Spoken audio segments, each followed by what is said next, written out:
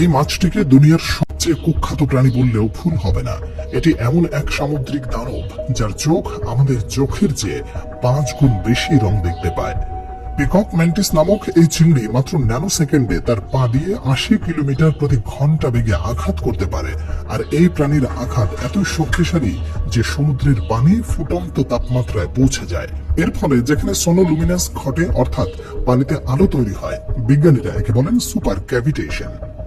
প্রকৃতির অবাক করা এই প্রাণী দুটি মিশ্রিত চোখ, যা একই সাথে উপর নিচ, ডান বাম, সামনে পেছনে দেখতে পায়। মানুষের 3 প্রকার কোন রিসিপ্টর থাকলে এই চিংড়ির আছে 16 প্রকার। এমনকি আল্ট্রাভায়োলেট আর পোলারাইজড লাইটও দেখতে পায়। মাত্র 18 সেন্টিমিটার লম্বা এই সামুদ্রিক শিকারীকে বিজ্ঞানীরা ডাকেন স্ম্যাশিং শ্রিম্প, কারণ এর সামনে থাকা দুটি হাত আসলে পৃথিবীর দ্রুততম প্রাকৃতিক অস্ত্র। প্রতি ঘন্টায় 80 কিলোমিটার বেগে ছুটে আসে এই ঘুষি, আর সেই এক ঘুষিতে মুহূর্তে ভেঙে পড়ে শিকার। বিজ্ঞানীরা বলছেন এর এক একটা ঘুষির শক্তি এমন যেন 22 কিলোমিটার বুলেট ছোড়া হচ্ছে পানির নিচে। আর ঘুষি মারার সময় পানির মধ্যে যে শক ওয়েভ তৈরি হয় সেটাই শিকারীকে মুহূর্তে অচেতন করে দেয়। ম্যান্টিস শ্রিম্প না থাকলে বিজ্ঞানীরা কখনোই জানতে পারত না ক্যাভিটেশন বাবল কিভাবে কাজ করে। আর শুধু ঘুষি নয়, চোখের শক্তিতেও পিকক ম্যান্টিস শ্রিম্প অন্য সবার থেকে আলাদা। পৃথিবীর সব প্রাণীর মধ্যে সবচেয়ে শক্তিশালী চোখ এই ছোট্ট প্রাণীটারই। মানুষের চোখ যেখানে মাত্র 3 রং চিনতে পারে, সেখানে ম্যান্টিস শ্রিম্প দেখতে পায় 12টি রং।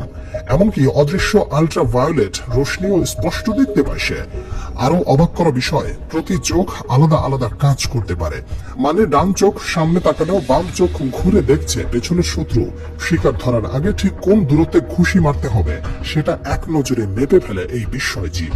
প্রাচীন সময়ে মানুষ বিশ্বাস করত এই ম্যান্টিস শ্রিম্প রঙিন শরীর সৌভাগ্য বয়ে আনে, তাই বহু জেলে পকেটে লুকিয়ে রাখত এই ঝিনুক। কিন্তু সামান্য ভুলে কেউ যদি হাত বাড়ায় তবে এক মুহূর্তে হাড় পর্যন্ত ফেটে যেতে পারে। গবেষকরা আজও অবাক হয়ে বলে পৃথিবীতে এমন নিখুঁত কিলিং মেশিন আর দ্বিতীয়টি নেই। রঙের বাহারে মোড়া এই প্রাণী আসলে প্রকৃতির এক ভয়ঙ্কর অস্ত্র। আর এই কারণে পিকক ম্যান্টিস শ্রিম্পকে বলা হয় সমুদ্রের গুপ্তঘাতক।